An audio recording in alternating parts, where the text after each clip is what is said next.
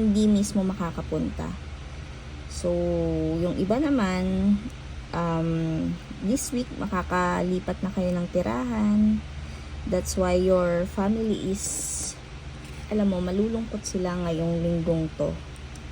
And para naman sa mga may na-cancel na reunion or bonding or pupunta sa ibang lugar, no, may mga out of town. So for this week hindi kayo matutuloy dahil makaka-experience kayo ng problema sa pamilya or financially.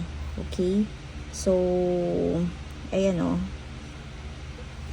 So, yung iba naman, I can feel na hindi kayo makakapunta dahil you are lack of confidence. Siguro nahihiya kang umattend sa reunion dahil